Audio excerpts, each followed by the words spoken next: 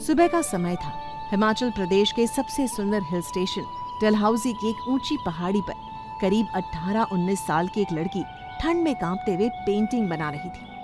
वो यहाँ सिर्फ खूबसूरत वादियों में उगते सूरज को अपने हाथों से कैनवस पर उतारने आई थी। उसने खुद को पूरी तरह गर्म कपड़ों से और चेहरे को हरे स्कार्फ से ढक रखा था, जिससे उसकी गहरी ब्राउन आंखों के अलावा कुछ भी नहीं दिख रहा था। वो तेजी से अपनी पेंटिंग बनाने में लगी हुई थी। तभी उसका फोन तेज आवाज में बजने लगा। वो गुस्से से फोन को देखती हुई बोली, ओह गॉड, लगता है मॉम जग गई, आज तो बहुत डांट पड़ने वाली है। उसने डरते हुए फोन उठाया। दूसरी तरफ से गुस्से से भरी आवाज आई, मानवी कहाँ है तू? कितनी बार कहा है अकेले मत निकला कर, जल्दी फार्म हाउस वापस आ जा। और हाँ, ये बता, चेहरे को स्कार्फ से ढक कर रखा है ना? मानवी बोली, हाँ माँ, मेरा चेहरा ढका हुआ है और मैं बस 10 मिनट में आ रही हूँ। इतना कहकर मानवी ने फोन रखा और जल्दी जल्दी अपनी सारी चीजें समेटने लगी। उसने अपने कंधे पर बैग टांगा, हाथों में पहने दस्तानों को उतारकर जल्दी से बैग में रख दिए और अपने हाथ ओवरकोट की जेब में डाल लिए। फिर वो रास्ता ढूंढने लगी, क्योंकि सुबह सुबह सूरज देखने की जल्दी में वो ये भूल गई थी कि वो कितनी दूर तक आ गई है। मानवी सिंह ने अभी स्कूल खत्म किया था और अब कॉलेज में एडमिशन लेने का सोच रही थी। उसे पहाड़, वादियां और खुले आसमान बहुत पसंद थे। हर साल वो अपने परिवार के साथ किसी नई जगह घूमने जाती थी, लेकिन उसकी माँ उसे कभी अकेला नहीं छोड़ती थी। इसका जवाब खुद मानवी के पास भी नहीं था।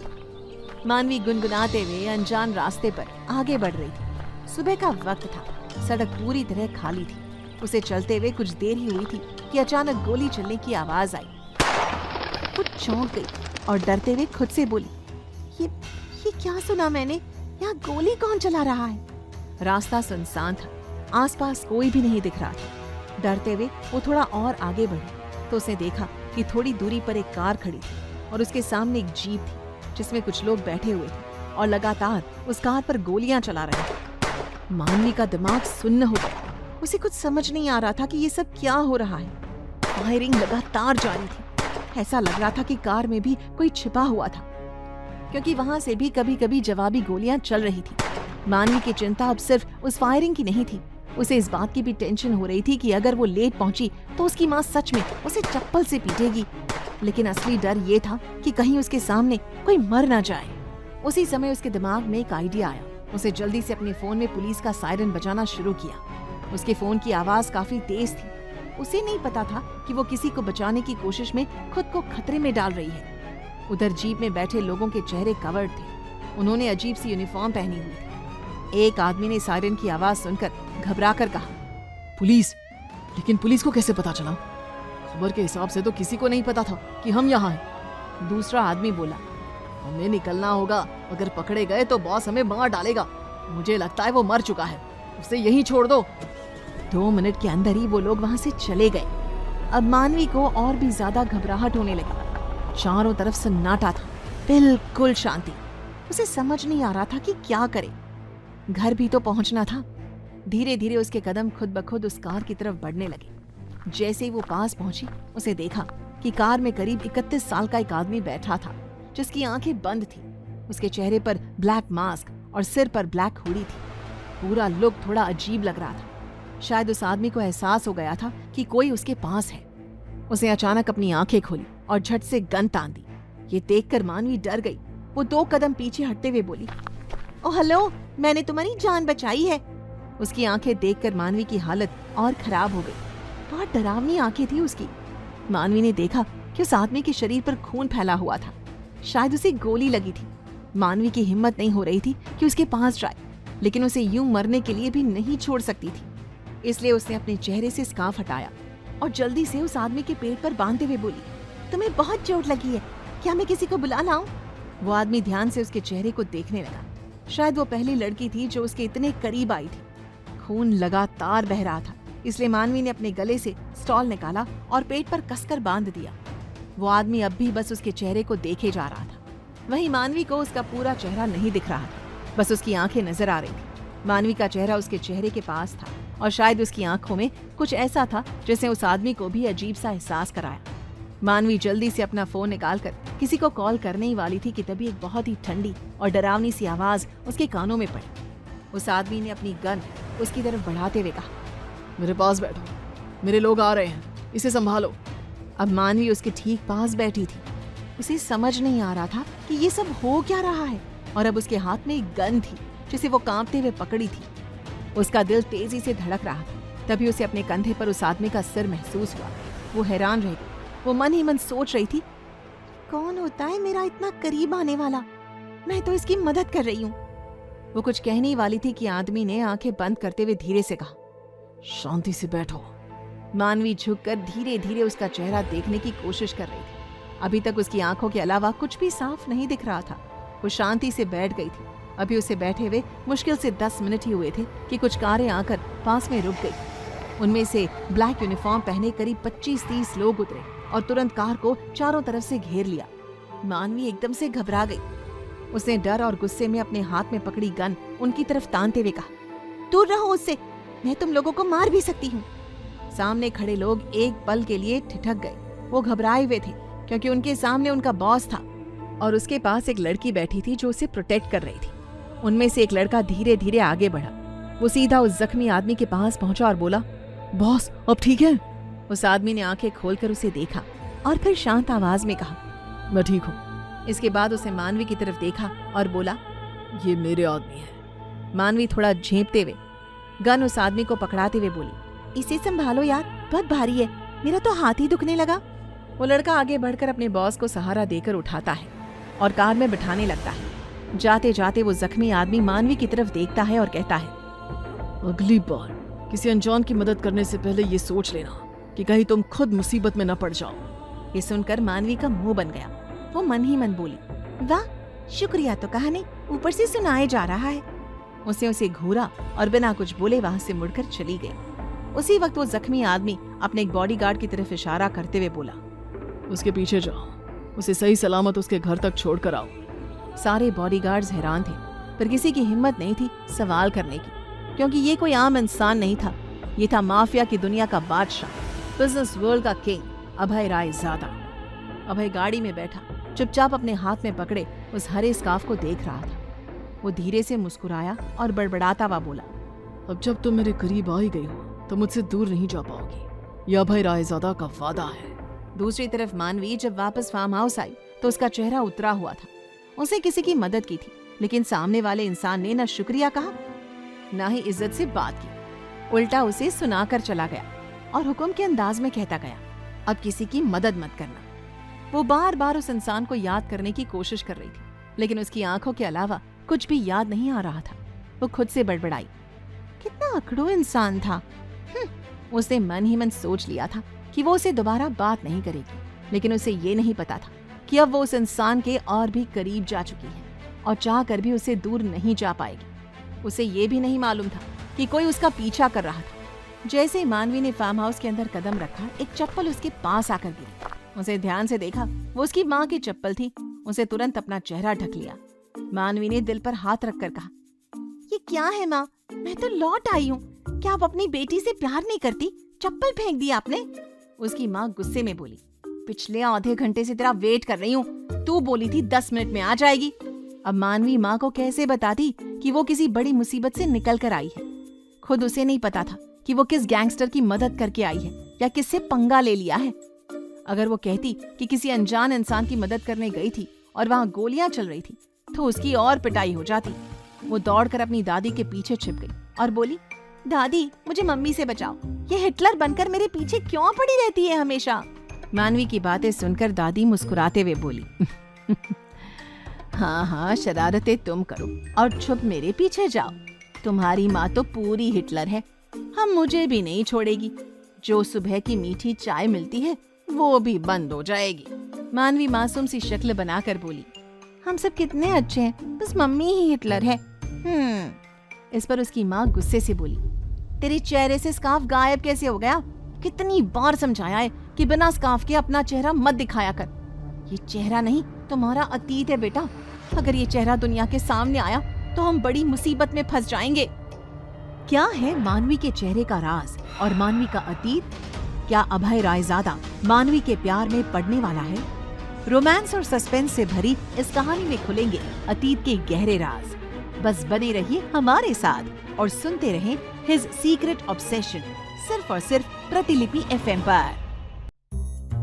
मानवी ने अपना चेहरा स्कार्फ से नहीं ढका था, इसलिए उसकी माँ चंद्रिका जी काफी गुस्से में थी। उन्होंने एक और चप्पल उठाकर मानवी की तरफ फेंका। ये देखकर मानवी जल्दी से भाग गई और अपने पिता के पीछे छुप गई। उसके पिता मुस्कुराते हुए बोले, बेटा तुम अब मुझे क्यों पिटवाना चाहती हो? तुम क्यों ऐसी हरकतें करती हो? मानवी बेचारी सी शक्ल बनाकर बोली, आपने प्रॉमिस किया था कि जब हम डलहौजी आएंगे तो घूमने जाएंगे, लेकिन आप लोग तो मुझे लेकर जाते ही नहीं है। हम यहाँ फार्म हाउस में रहने के लिए थोड़ी आए हैं, मुझे भी घूमना फिरना है। वो थोड़ी रुक कर बोली, अब मेरे चेहरे के कारण क्या मुसीबत आएगी ये मुझे कोई नहीं बताता, तो मैं क्या करूँ? मैं कोई कैदी थोड़ी हूँ। अगर मैं कहती हूँ कि मुझे पेंटिंग के लिए बाहर जाना है तो वो जाने नहीं देती, इसलिए मैं बिना बताए चली गई। पिछले 3 सालों से वो डलहौजी आने की जिद कर रही थी। उसे पहाड़ देखने थे, घूमना था। इसी वजह से इस बार सिंह फैमिली उसे यहाँ लेकर आई थी, लेकिन यहाँ भी उसे हमेशा सबके साथ ही रहना पड़ता था। ना तो वो दोस्त बना सकती थी और जो दोस्त उसकी थी वे उसके घर नहीं आ सकती थी। चंद्रिका जी वहीं लगे सोफे पर बैठ गई। उनकी आंखों में उदासी और दर्द था। उनके पति तुषार सिंह और उनकी सास इंद्राणी सिंह ये सब देख सकते थे, लेकिन मजबूर थे। अपने बच्चों के सामने वे पुराने अतीत को नहीं ला सकते थे। इसलिए तुषार जी ने बात पलटी और बोले, मानवी तुम्हें अपनी माँ की बात माननी चाहिए। अगर तुम्हें बाहर जाना है तो किसी को साथ लेकर जाओ। जमाना अच्छा नहीं है, तुम इतनी खूबसूरत हो, इसीलिए सब डरते हैं। मानवी मासूम सी शक्ल बनाकर बोली, अच्छा ठीक है, सॉरी, अगली बार किसी को साथ लेकर ही जाऊंगी। इतना कहकर वो वहाँ से अपने रूम की तरफ चली गई, क्योंकि 11 बजे उन्हें यहाँ से निकलना था अपने शहर दिल्ली के लिए। वही शहर जहाँ वो पली बड़ी थी और जहाँ वो अपने परिवार के साथ रहती थी। उनके जाने के बाद इंद्राणी जी अपनी बहू चंद्रिका के पास बैठी और बोली, तुम उसके मन में क्यूरियोसिटी पैदा कर रही हो। इस बात को बीते 19 साल हो चुके हैं। हम बहुत आगे बढ़ चुके हैं। देहरादून छोड़ दिया, अब दिल्ली जैसे बड़े शहर में है। उसे कोई ढूंढ नहीं सकता, लेकिन तुम जैसे उससे पेश आती हो, कहीं वो क्यूरियोसिटी में सच जानने ना निकल पड़े। वो थोड़ी रुकी और फिर बोली, और फिर वो अपने अतीत की तरफ लौटना शुरू कर देगी। चंद्रिका जी ने अपनी आंखें खोलते हुए कहा, माँ अब जानती है मैं उसे बचाना चाहती हूँ उस हैवानियत की दुनिया से। इंद्राणी जी ने उन्हें टोकते हुए कहा, तो फिर तुम इस तरह कैसे कह सकती हो? अगर तुम उससे हमेशा अच्छी तरह से पेश आओगी तो वो तुम्हारी बात जरूर मानेगी। इतना कहकर वो चुप हो गई। तभी तुषार जी उनके पास बैठकर उनका हाथ पकड़ते हुए बोले, उसे उड़ने दो। अगर तुम उसे छुपा कर रखोगी तो एक न एक दिन सब सामने आ ही जाएगा।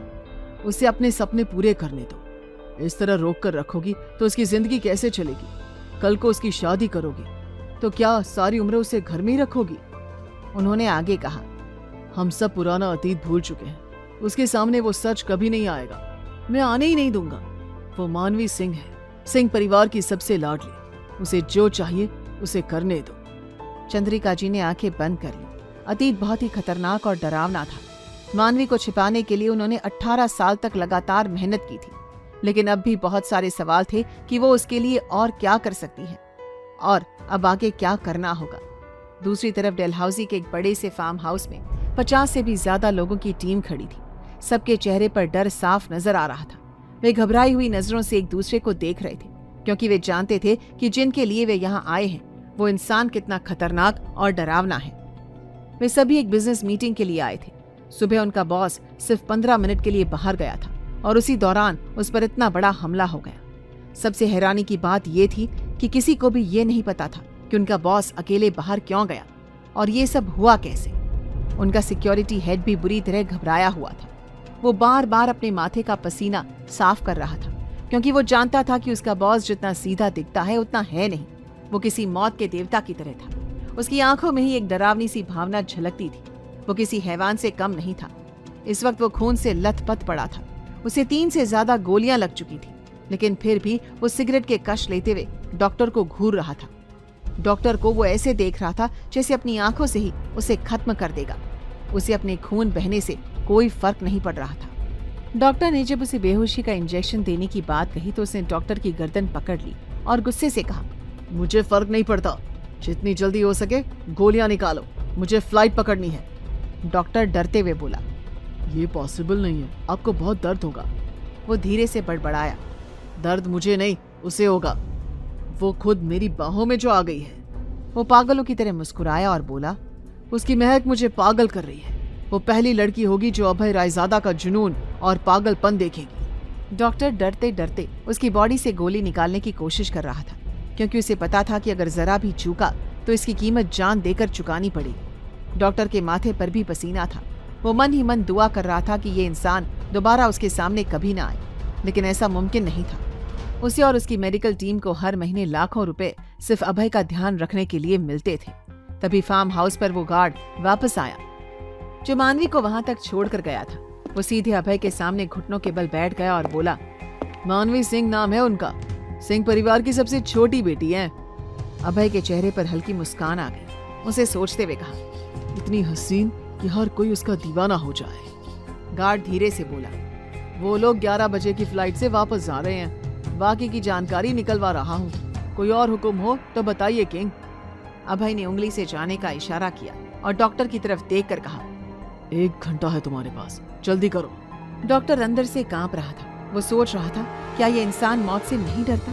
क्या इसके पास कोई सुपर पावर है? इतना खून बह चुका है और फिर भी इसे कोई फर्क नहीं पड़ रहा। अभय ने अपने सिक्योरिटी हेड और असिस्टेंट की तरफ देखा और कहा, माइकल 5 मिनट के अंदर सबको यहाँ से भेज दो और शाम 4 बजे तक मेरी क्वीन की सारी फाइल चाहिए। समझ रहे हो ना? माइकल ने बस सिर झुका दिया। माइकल ही अभय रायजादा का सबसे भरोसेमंद आदमी था, मार्शल आर्ट्स में ट्रेंड और अभय जितना ही खतरनाक। डॉक्टर ने गोलियां निकाली और ड्रेसिंग की और वहां से ऐसे भागा जैसे जान में जान आई हो। बाहर उसकी टीम खड़ी थी। उनमें से एक नर्स ने धीरे से कहा, मुझे तो उस लड़की पर तरस आ रहा है। उसे पता भी नहीं कि उसने किस हैवान की मदद की है। डॉक्टर ने गुस्से में उसकी तरफ देखा और कहा, अपनी जुबान बंद रखो। अगर किसी ने ये सुन लिया ना तो यहीं दफन हो जाओगी। तुम्हारी बॉडी तक नहीं मिलेगी। अगली बार कुछ बोलने से पहले सोच लेना कि किसके बारे में बात कर रही हो। नर्स चुप हो गई, पर टीम में एक और डॉक्टर थी जो अभय को अलग नजर से देख रही थी। वो बस मुस्कुरा रही थी। वो इस टीम का हिस्सा सिर्फ इसलिए बनी थी ताकि वो अभय रायजादा के करीब रह सके। अभय रायजादा कभी किसी पर ध्यान नहीं देता था। हर कोई उसका फॉलोअर था। बिजनेस की दुनिया में उसका नाम था, पर उसके कई काम कानून के दायरे से बाहर भी थे। उसने अपनी खून से सनी शर्ट उतारी और फिर वही स्कार्फ हाथ में लिया जिसे मानवी ने उसे बांधा था। उसे महसूस किया, आंखें बंद की और धीरे से फुसफुसाया, बच्ची तुमने गलती कर दी। तुम्हें मेरे करीब नहीं आना चाहिए था। मैं अपनी चीजें वापस नहीं करता। जो मुझे पसंद आ जाए वो सिर्फ मेरा होता है। तुम्हारी महक मुझे पागल कर रही है। तुम मुझे बचाने नहीं, खुद को बर्बाद करने आई थी। देखा ना क्या कर दिया तुमने? मुझे खुद का दीवाना बनाकर चली गई हो। दूसरी ओर मानवी इन सब बातों से अनजान अपने कमरे में पैकिंग कर रही थी। उसकी आंखों में हल्की उदासी थी। उसे पहाड़ बेहद पसंद थे। दिल से जुड़ा हुआ सा लगता था ये इलाका। उसे समझ नहीं आता था कि दिल्ली उसका घर होकर भी कभी उसका घर क्यों नहीं लगता था। उसे घूमने सिर्फ इस शर्त पर लाया गया था कि वो वापस जाकर दिल्ली में ही कॉलेज शुरू करेगी। वो चुपचाप बैठी थी कि तभी उसके दोनों भाई कमरे में आए। उन्होंने उसे उदास देख लिया और एक ने मुस्कुराते हुए कहा, यार तू चिल क्यों नहीं करती? मॉम तो घर जाकर फिर से ठीक हो जाएंगी। तुझसे कितना प्यार करती हैं वो। दूसरे भाई ने कहा, तेरी हर पसंद का ध्यान रखती हैं। हमें तो डांट देती हैं। तुझे तो कभी ऊंची आवाज में भी नहीं बोलती। मानवी हल्के गुस्से में बोली, फिर भी मुझे देखकर हिटलर क्यों बन जाती है? क्या मैं इतनी बुरी हूँ? उसका भाई हंसते हुए उसके बाल खींचता है। तू बुरी नहीं, कुछ ज्यादा ही खूबसूरत है। याद है जब तू छोटी थी और मैं तुझे अपने कॉलेज ले जाता था? लड़के तो छोड़, लड़कियां भी तुझे घूरती रहती थी। मेरा दोस्त, वो टीचर का बेटा, उसने तो कहा था कि जब तू बड़ी होगी तो वो तुझसे शादी करेगा। वो हंसते हुए आगे बोला, शुक्र है वो विदेश चला गया, वरना अब तक रिश्ता लेकर आ गया होता। इस पर मानवी भी हंस पड़ी। ये उसके लिए नई बात नहीं थी। हर कोई उसकी खूबसूरती का दीवाना था। शादी के रिश्तों की लाइन लगी रहती थी, लेकिन माँ ने हमेशा एक दीवार बनकर उसे दुनिया की नजरों से बचाए रखा। उसी वक्त नीचे मानवी की माँ बैग पैक कर रही थी। उनके हाथों में एक पुरानी एल्बम थी। तस्वीरों को पलटते हुए एक फोटो पर उनकी नजर रुक गई। उस फोटो को देखते हुए वो खुद से बुदबुदाई, उसे पहाड़ पसंद है, लेकिन मैं उसे इन पहाड़ों से प्यार नहीं करने दूंगी। जैसे तुझे जाने दिया था वैसी गलती दोबारा नहीं करूंगी। मैंने 19 साल उसे दुनिया से छिपा कर रखा है, आगे भी ऐसा ही करूंगी। अब उसके लिए ऐसा लड़का ढूंढूंगी जो उसे हर नफरत और डर से बचा सके, बिल्कुल मेरी तरह। उनके चेहरे पर चिंता साफ झलक रही थी। अतीत फिर से लौट कर आने को था और वे जानती थी मानवी का सामना अब उस सच्चाई से होना तय है जिससे वो इतने सालों से बचती आ रही थी। क्या चंद्रिका जी मानवी को अभय रायजादा से बचा पाएगी? क्या है मानवी और चंद्रिका जी का अतीत? रोमांस और सस्पेंस से भरी इस कहानी में खुलेंगे अतीत के गहरे राज। बस बने रहिए हमारे साथ और सुनते रहे हिज सीक्रेट ऑब्सेशन, सिर्फ और सिर्फ प्रतिलिपि FM पर। मानवी अपने घर दिल्ली वापस जाने की तैयारी कर रही थी। वहीं अभय रायजादा का भरोसेमंद आदमी माइकल अपने काम में लग गया था। इस वक्त उसका एक ही मकसद था, मानवी सिंह की सारी जानकारी जुटाकर अपने बॉस को देना। माइकल पिछले 13 सालों से अभय को जानता था। उसे पता था कि अभय अगर किसी के पीछे पड़ जाए तो फिर पीछे हटना उसके बस की बात नहीं। अगर वो किसी की मौत चाहता तो उसे मार कर ही चैन लेता।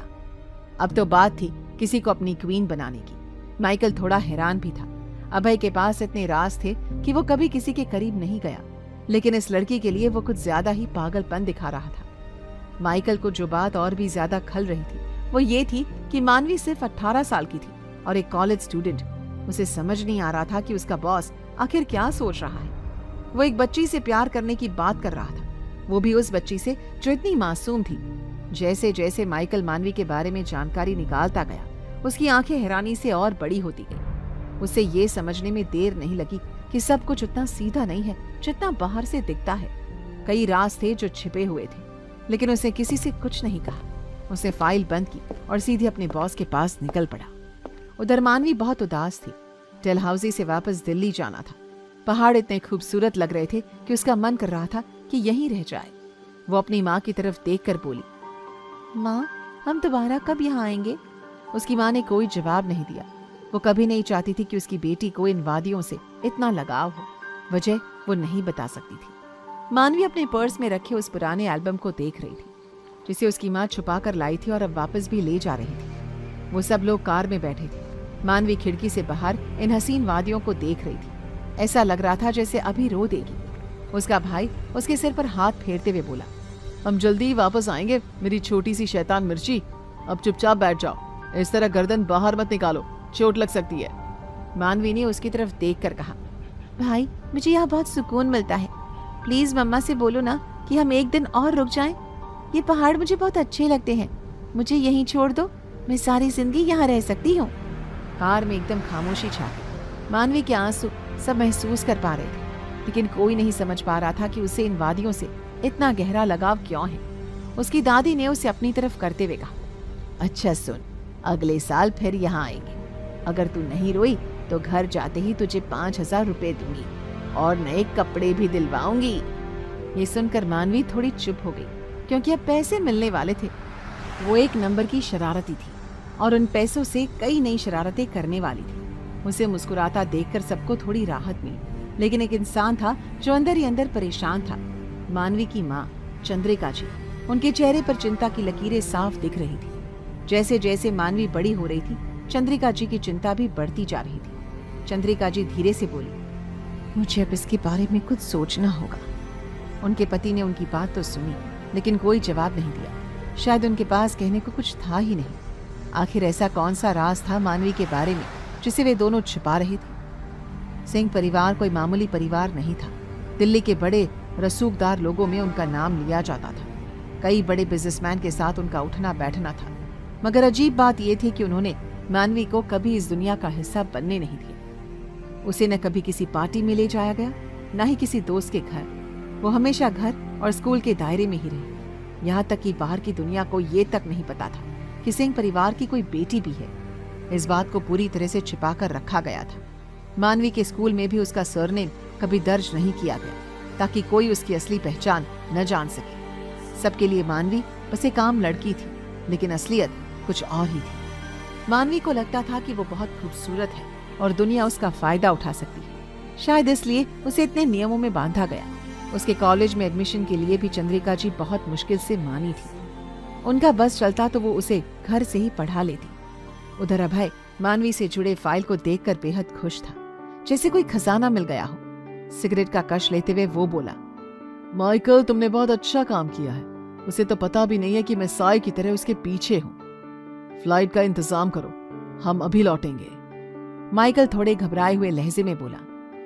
डॉक्टर ने आपको आराम करने के लिए कहा है और हमारी फ्लाइट शाम 4 बजे की है। अभय ने उसे घूरते हुए कहा। हम अभी निकलेंगे, मतलब अभी, और पता करो कि वो किस कॉलेज में जा रही है। माइकल चुपचाप वहां से चला गया। अभय मानवी की फोटो को देखते हुए मुस्कुरा रहा था। फिर धीमे स्वर में बोला, बच्ची, मैं बहुत जल्दी तुम्हारे करीब आ जाऊंगा। तुम अब मेरी हो चुकी हो। तुम्हारी वो खुशबू मुझे दीवाना बना रही है। तुम्हें मेरी बाहों में रहना है सारी उम्र। उसका कहने का अंदाज इतना डरावना था कि अगर कोई सुन लेता तो कांप उठता। उसकी आवाज हमेशा की तरह ठंडी लेकिन भीतर तक डराने वाली थी। उसके चेहरे का एक्सप्रेशन ऐसा था जैसे कोई माफिया सामने बैठा हो। उस वक्त उसमें एक बिजनेसमैन की झलक तो कहीं नहीं दिख रही थी। माइकल सोचने लगा, मेरा बॉस सच में उस लड़की के लिए पागल हो गया है, और वो लड़की अभी सिर्फ 18 साल की बच्ची है। मानवी पूरे रास्ते उदास रही। जब वो दिल्ली में अपने घर पहुंची तो उसका चेहरा अब भी उतरा हुआ था। उसका भाई और दादी उसे हंसाने की पूरी कोशिश कर रहे थे।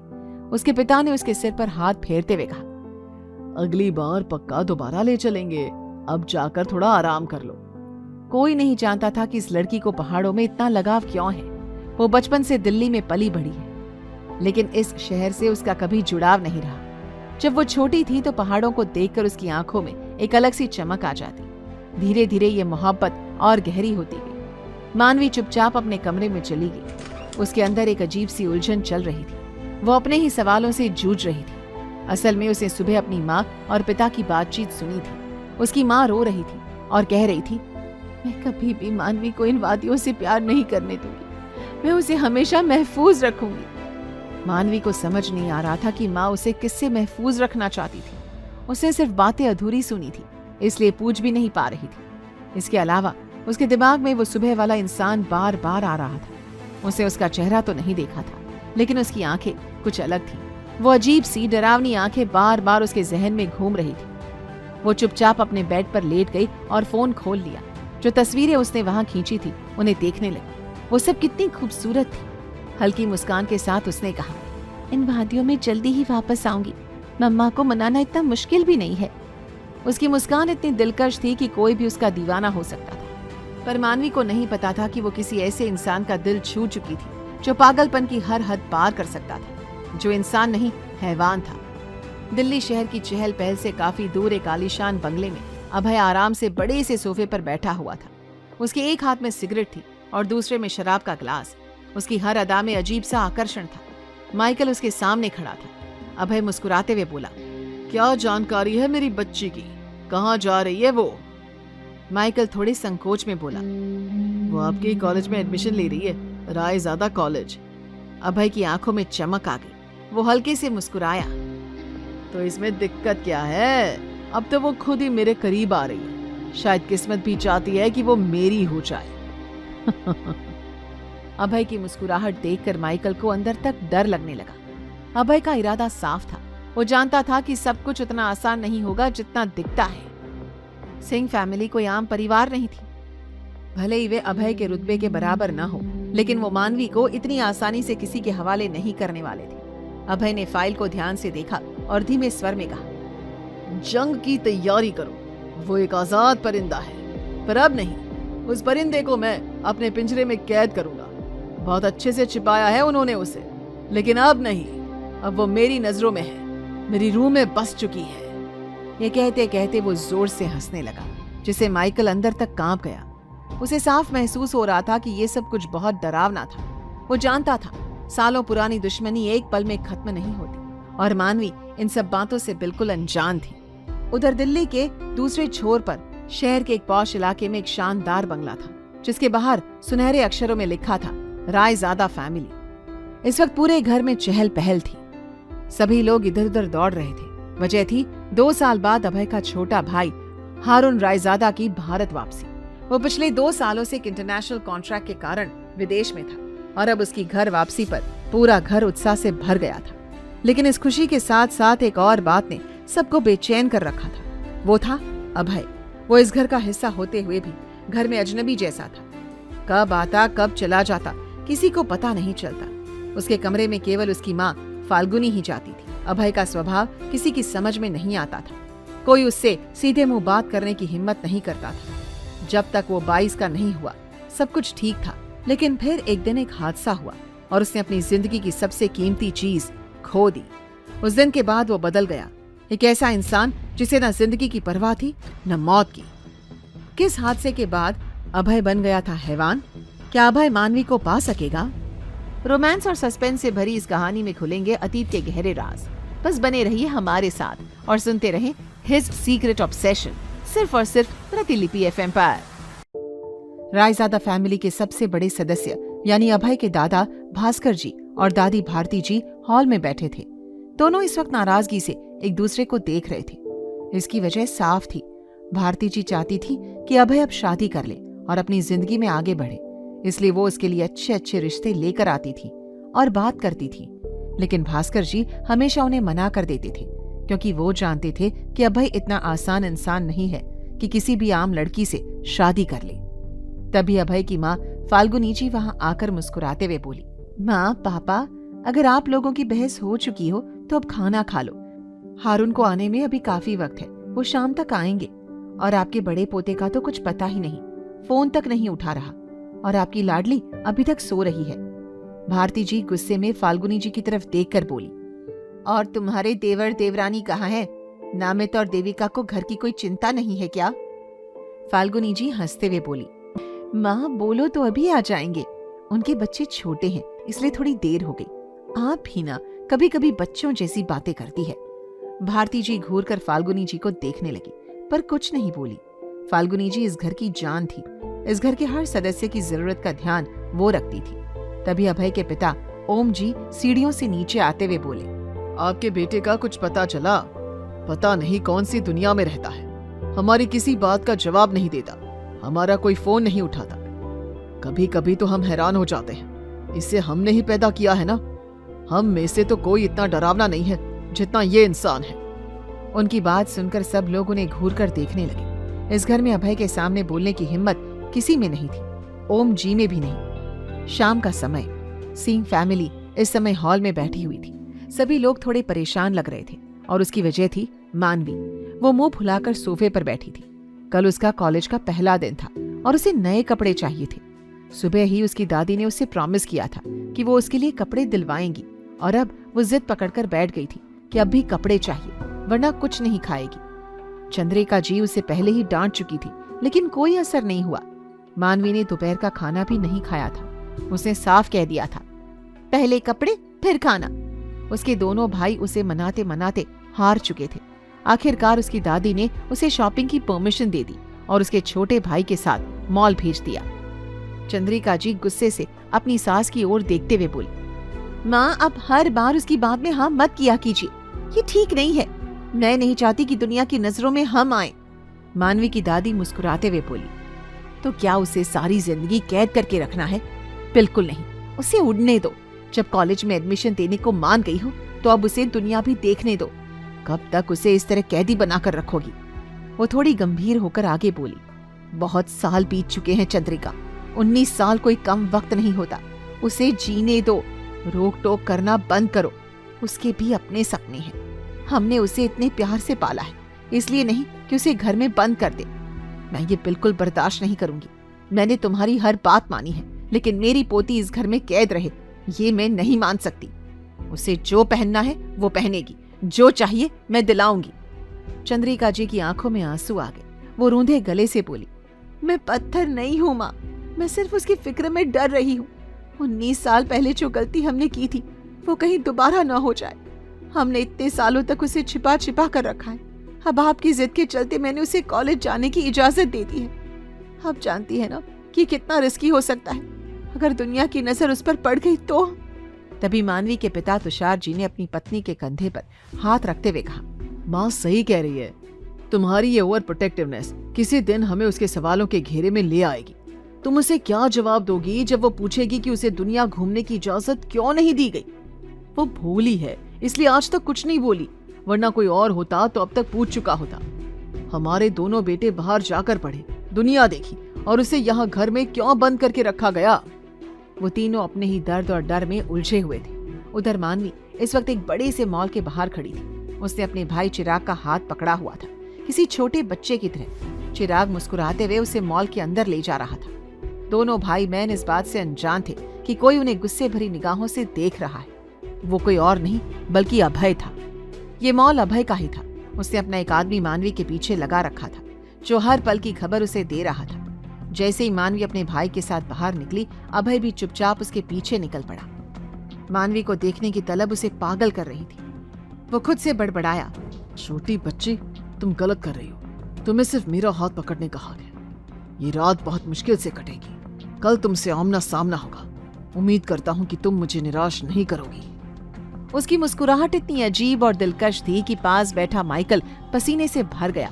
किसी को नहीं पता था कि अभय का ये पागलपन उसे कहाँ ले जाएगा, पर माइकल जानता था सालों पहले हुए एक हादसे में अभय ने सब कुछ खो दिया था। रायजादा परिवार में बस 2 लोग थे जिन्होंने असली दर्द सहा था, अभय और उसकी माँ। बाकी सब उस सच्चाई से अनजान थे। अभय अपने सीने पर हाथ रखकर अपनी धड़कनों को महसूस कर रहा था, जैसे सालों बाद उसका दिल दोबारा धड़कना शुरू हुआ हो। वहीं दूसरी तरफ मानवी को अजीब सी घबराहट हो रही थी। उसे पलट कर देखा। उसे ऐसा लग रहा था जैसे कोई लगातार उसे देख रहा हो। उसका भाई चिराग उसका हाथ पकड़ते हुए बोला, मेरी मिर्ची, कहाँ खोई हुई है? चल अंदर चलते हैं। तुझे अच्छे अच्छे कपड़े दिलाता हूँ और साथ में आइसक्रीम भी खाएंगे। लेकिन मम्मी को मत बताना, वरना तेरे साथ साथ मेरी भी पिटाई हो जाएगी। वो हंसा और आगे बोला, वो सिर्फ तेरे लिए अच्छी है, मेरे लिए तो वो हिटलर नंबर 1 है। मानवी ने उसे घूरते हुए कहा, मॉम के लिए ऐसा मत बोलो, वो कितनी अच्छी है। हाँ, थोड़ी सी हिटलर टाइप जरूर है। इतना कहकर वो खुद भी हंसने लगी और चिराग के साथ मॉल के अंदर चली गई। ये दिल्ली का सबसे अच्छा मॉल था। यहाँ हर बड़े ब्रांड के कपड़े मिलते थे और अक्सर एक टॉप या जीन्स की कीमत हजारों में होती थी। लेकिन मानवी को इन सब बातों से फर्क नहीं पड़ता था। वो तो 5,000 के कपड़ों से ही बहुत खुश हो जाती थी। उसे ये अंदाजा भी नहीं था कि उसकी दादी के लिए यहाँ 5,000 में शायद कुछ भी नहीं मिलता। चिराग उसे एक बड़ी सी शॉप में ले गया, जहाँ ढेर सारे ट्रेंडी टॉप्स और जीन्स लगे थे। उसकी बहन भले ही 19 साल की थी, पर दिल और दिमाग से वो अब भी बच्ची ही थी। चिराग ने एक पिंक कलर का क्रॉप टॉप उसकी तरफ बढ़ाते हुए कहा, ये बड़ा शानदार है, कल कॉलेज में यही पहनकर जाना, सब लड़के लट्टू हो जाएंगे तेरे ऊपर। मानवी ने उसे घूरते हुए कहा, मम्मी को बता दूंगी मैं कि तुम मुझे ये सब सिखाते हो। दोनों ने अपनी शॉपिंग 1-2 घंटे में खत्म कर ली। मानवी ज्यादा नखरे नहीं कर रही थी। शायद वो पहली लड़की थी जिसे शॉपिंग करना आता ही नहीं था। जब मानवी को भूख लगी तो चिराग ने पहले उसे एक अच्छा सा पिज्जा खिलाया और फिर दोनों आइसक्रीम खाने चले गए। दोनों इस बात से बिल्कुल अनजान थे कि अभय अब भी उसे घूरे ही जा रहा था। मानवी को चिराग के साथ इतना खुश देखकर अभय का खून खौल उठा। उसने गुस्से में सिगरेट का एक गहरा कश लिया और धीमे स्वर में बड़बड़ाया, छोटी बच्ची, तुम्हें जल्दी मेरी बाहों में आना होगा। मैं तुम्हें किसी और के साथ मुस्कुराते नहीं देख सकता, चाहे वो तुम्हारा भाई ही क्यों ना हो। इस दुनिया में सिर्फ मैं एक ऐसा मर्द हूँ जिसके साथ तुम सच में खुश रह सकती हो। उसकी आंखों में जुनून झलक रहा था। उसने खुद से कहा, पूरी जिंदगी तुम्हें मेरी बाहों में रहना है। तुम्हें मानवी अभय रायजादा बनना ही होगा। तुम इसीलिए इस धरती पर आई हो। पास खड़ा माइकल अभय की दीवानगी से परेशान था, लेकिन कुछ बोल नहीं पाया। वो जानता था कि अभय अब उस हद तक पहुंच चुका है जहां से लौटना मुश्किल होता है। उसके चेहरे और बातों से साफ लग रहा था कि वो कुछ ऐसा करने वाला है जो किसी ने कभी सोचा भी नहीं था। डरते हुए माइकल ने कहा, बॉस, आपकी माँ का 3 बार फोन आ चुका है। आपके छोटे भाई आज ही वापस लौटे हैं। क्या आप घर चलेंगे? इस बीच मानवी अपने भाई के साथ मॉल से निकल चुकी थी। अब वहाँ अभय का कोई काम नहीं बचा था, इसलिए वो भी चुपचाप घर लौटने के लिए निकल पड़ा। लेकिन उसे पता था कि अगला दिन सभी के लिए बहुत भारी साबित होने वाला है। वो फैसला जो अब तक सिर्फ उसके दिल में था, कल सबके सामने आने वाला था, और वो फैसला एक तूफान बनकर आएगा। ये तूफान सबकी जिंदगी में हलचल मचा देने वाला था। और मानवी, जो अभी तक अपने कॉलेज के पहले दिन की खुशी में डूबी हुई थी, ये जान भी नहीं पाई थी कि वो एक ऐसे इंसान की दीवानगी का शिकार हो चुकी है जो किसी भी हद तक जा सकता था। क्या चंद्रिका मानवी को अभय रायजादा की होने से बचा पाएगी? क्या हुआ था चंद्रिका के साथ 19 साल पहले? रोमांस और सस्पेंस से भरी इस कहानी में खुलेंगे अतीत के गहरे राज। बस बने रहिए हमारे साथ और सुनते रहें हिज सीक्रेट ऑब्सेशन, सिर्फ और सिर्फ प्रतिलिपि FM पर। अभय की कार एक बड़े से मेंशन के सामने आकर रुकी। वो सफेद रंग का खूबसूरत बंगला रात में भी बेहद आकर्षक लग रहा था। गेट के बाहर सुनहरे अक्षरों में लिखा था रायजादा फैमिली, जिससे साफ पता चलता था कि ये रायजादा मेंशन है। गेट कीपर ने तुरंत गेट खोल दिया। कार गार्डन से होती हुई बड़े से दरवाजे के सामने रुकी। अभय का असिस्टेंट माइकल बाहर निकला और उसके लिए दरवाजा खोला। कुछ देर पहले मानवी को देखकर अभय के चेहरे पर जो खुशी के एक्सप्रेशन थे वो पूरी तरह से गायब हो चुके थे। अब वो फिर से किसी पत्थर जैसे इंसान में बदल चुका था। चेहरे पर सख्त और डराने वाले एक्सप्रेशन। वो पूरे स्वैग में कार से बाहर निकला और हर कदम मजबूती के साथ घर की तरफ बढ़ा। घर के अंदर इस वक्त रौनक थी। पूरा परिवार हॉल में बैठा था और हंसी ठहाकों की आवाजें आ रही थी। अभय ने कुछ पल वहीं खड़े होकर सबको देखा, फिर आंखें बंद कर ली, जैसे इन लम्हों को अपने जहन में उतार लेना चाहता हो। वो बिना कुछ बोले वहां से जा ही रहा था कि तभी फाल्गुनी जी की नजर उस पर पड़ गई। मुस्कुराते हुए उन्होंने कहा, आ गई याद तुम्हें घर की? चलो यहाँ आओ, सबसे मिल लो। अभय ने एक नजर अपनी माँ की तरफ डाली।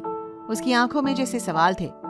मत करो ये सब, मुझे करीब लाने की कोशिश और दूर कर देगी। फाल्गुनी जी उसके हाथ को थामकर उसे सबके बीच ले जाकर बिठा देती। एक पल पहले जो माहौल हंसियों से भरा था, अब वहां एक अजीब सी शांति छा गई। हर कोई अभय की तरफ देख रहा था।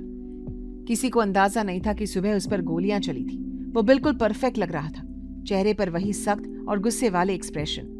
तभी लगभग 19 साल की अभय की छोटी बहन तारा वहां आई और मुस्कुराते हुए बोली, भाई क्या लगते हो आप, लड़कियां मरती हैं आप पर।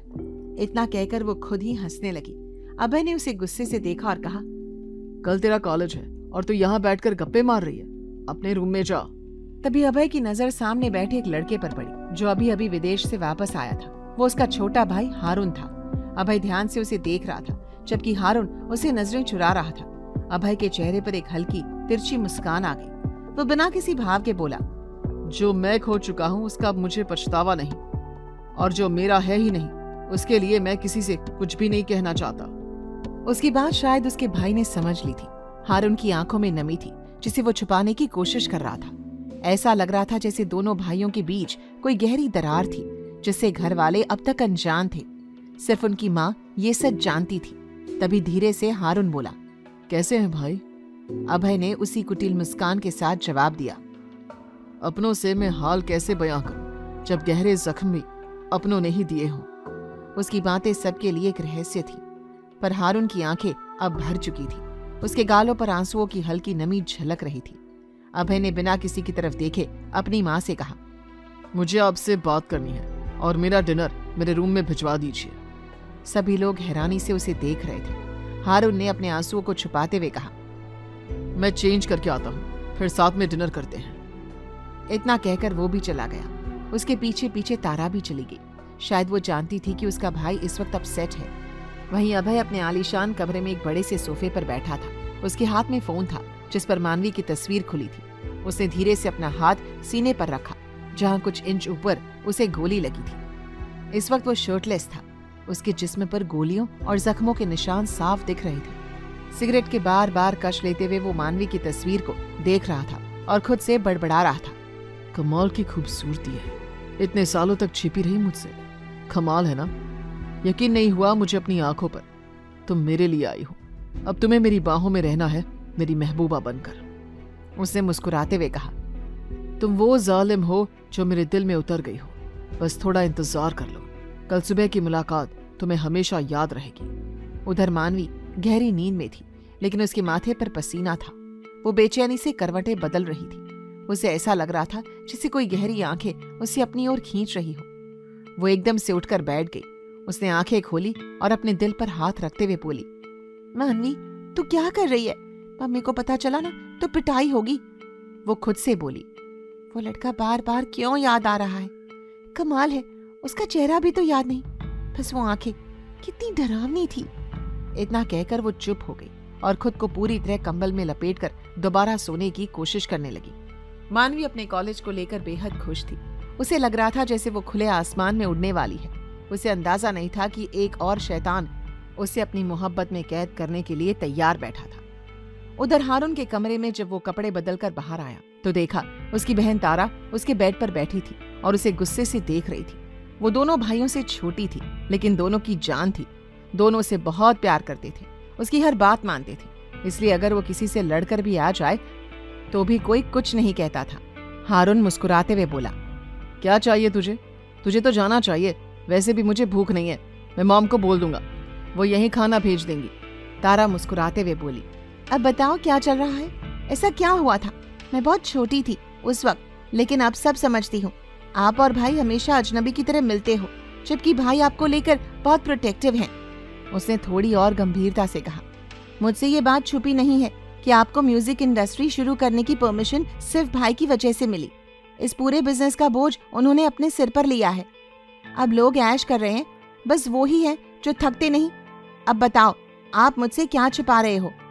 हारून ने आंखें बंद करते हुए धीमे से कहा, मैं तुम्हें सब कुछ बताऊंगा, लेकिन उस दिन जब भाई मुझसे खुद सवाल करेंगे, तब तक मुझे खामोश रहने दो। जो हमारे बीच चल रहा है उसे वैसा ही चलने दो। उसके चेहरे पर एक उम्मीद थी। वो बोला, मैं अभी भी भाई के बदलने की आस में हूँ। शायद कोई ऐसा आ जाए जो मेरे भाई को मुझे वापस लौटा दे, उन्हें फिर से वैसा बना दे जैसा वो पहले थे, उन्हें 9 साल पहले वाली खुशियों में वापस ले जाए। उसकी बातों में जो दर्द था, तारा उसे महसूस कर रही थी। उसे नहीं पता था 9 साल पहले ऐसा क्या हुआ था जिसने अभय को इस कदर बदल दिया। कोई नहीं जानता था कि उसने इतना अंधेरा कैसे अपना लिया। थोड़ी देर बाद तारा भी अपने कमरे में चली गई। कल उसका कॉलेज था और वो बहुत खुश थी। वहीं दूसरी तरफ अगली सुबह मानवी की नींद तब खुली जब उसकी दादी उसे जगाने आई। उन्होंने उस लड़की को देखा जो पूरी तरह कंबल में लिपटी हुई थी। दादी ने मुस्कुराते हुए मन ही मन सोचा, इस लड़की का तो कुछ नहीं हो सकता। बहुत मुश्किल से उन्होंने उसे उठाया। मानवी आंखें खोलते ही उनकी गोद में सिर रखकर बोली, गुड मॉर्निंग दादी, आज कितना अच्छा दिन है, मैं कॉलेज जाने वाली हूँ। फिर वो घड़ी की तरफ देखती हुई बोली, और देखो फिर भी लेट हो गई। दादी ने हंसते हुए कहा, शैतान, मुझे मत सुनाओ कि तुम कॉलेज जाने वाली हो। अगर सच में जाना है तो जल्दी से तैयार हो जाओ, वरना तुम्हारी हिटलर मम्मी तुम्हें जाने ही नहीं देंगी। इतना सुनते ही मानवी तेजी से बाथरूम की तरफ भाग गई और पीछे से आवाज लगाई, दादी, मम्मी को बोलना मेरा आलू पराठा जल्दी बना दे, मुझे बहुत भूख लगी है। दादी मुस्कुराते हुए नीचे चली गई। मानवी का फेवरेट नाश्ता बस एक ही था, आलू पराठा। वो दिन में 3 बार भी खा सकती थी, लेकिन चंद्रिका जी की रोक टोक के कारण उसे सिर्फ 1 बार ही मिल पाता था। जब मानवी नहाकर बाहर आई तो उसने खूबसूरत टॉप और लॉन्ग स्कर्ट पहना हुआ था। वो बहुत प्यारी लग रही थी। उसने जल्दी से अपना बैग तैयार किया, किताबें और मोबाइल रखा और ब्लैक कलर के शूज पहनकर नीचे भागी। जब वो नीचे आई तो सबकी नजरें उसी पर टिक गईं। आज पहली बार वो कुछ अलग पहनकर आई थी, वरना वो अक्सर कार्टून प्रिंट वाले कपड़े पहनती थी। चंद्रिका जी उसे देखकर थोड़ी हैरान रह गई। शायद उन्हें किसी की याद आ गई थी। उनकी आंखों में हल्का दर्द उभर आया। उन्होंने मानवी से पूछा, ये क्या पहना है तुमने? मानवी ने मुस्कुराकर जवाब दिया, अच्छा है ना, भाई ने दिलाया है, उन्होंने कहा था कि इसमें मैं बहुत अच्छी लगूंगी। चंद्रिका कुछ और कहती उससे पहले तुषार जी ने कहा, हाँ मेरी परी बहुत प्यारी लग रही है। अब आओ, तुम्हारा पराठा रेडी है, वरना कॉलेज के लिए देर हो जाएगी। और हाँ, तुम्हारा बड़ा भाई तुम्हें छोड़ने भी जा रहा है। तुषार जी की बात सुनकर चंद्रिका चुप हो गई। इधर मानवी ब्रेकफास्ट करके कुछ देर बाद तरुण के साथ कॉलेज के लिए निकल गई। मानवी अपने भाई तरुण की कार में सामने वाली सीट पर बैठी थी। तरुण खुद ड्राइव कर रहा था। रास्ते में ट्रैफिक की वजह से जब उनकी कार रुक गई, तभी तरुण को फोन आ गया और वो कॉल में बिजी हो गया, क्योंकि उसकी कुछ मीटिंग से जुड़ा जरूरी काम चल रहा था। तरुण के फोन में व्यस्त होते ही मानवी ने खिड़की खोली और बाहर देखने लगी। ठंडी हवाएं उसके गालों को छूती हुई गुजर रही थी। उसके बाल हवा में लहरा रहे थे और वो उस पल को खुलकर महसूस कर रही थी। उसे ये जरा भी अंदाजा नहीं था कि जब से वो घर से निकली थी, अभय उसे देख रहा था। अभय की नजरें उसी पर टिकी हुई थी। वो लगातार मानवी का पीछा कर रहा था। उसे नहीं पता था कि एक रेंज रोवर कब से उनकी कार का पीछा कर रही थी। वो कार अब आकर बिल्कुल उनके करीब खड़ी हो गई थी। कुछ ही पलों में रेंज रोवर की विंडो नीचे सरकती है और उसमें से झांकती हुई 2 आंखें सीधे मानवी को घूरने लगती है। शुरुआत में मानवी ने ध्यान नहीं दिया, लेकिन जैसी उसकी नजर उन आंखों पर पड़ी, उसके चेहरे का रंग उड़ गया। उसे याद आ गया, ये वही आंखें थी जो उसने उस दिन देखी थी। क्या मानवी को अपना बना पाएगा अभय? क्या है मानवी और अभय के परिवार का अतीत? रोमांस और सस्पेंस से भरी इस कहानी में खुलेंगे अतीत के गहरे राज। बस बने रहिए हमारे साथ और सुनते रहें हिज सीक्रेट ऑब्सेशन, सिर्फ और सिर्फ प्रतिलिपि FM पर।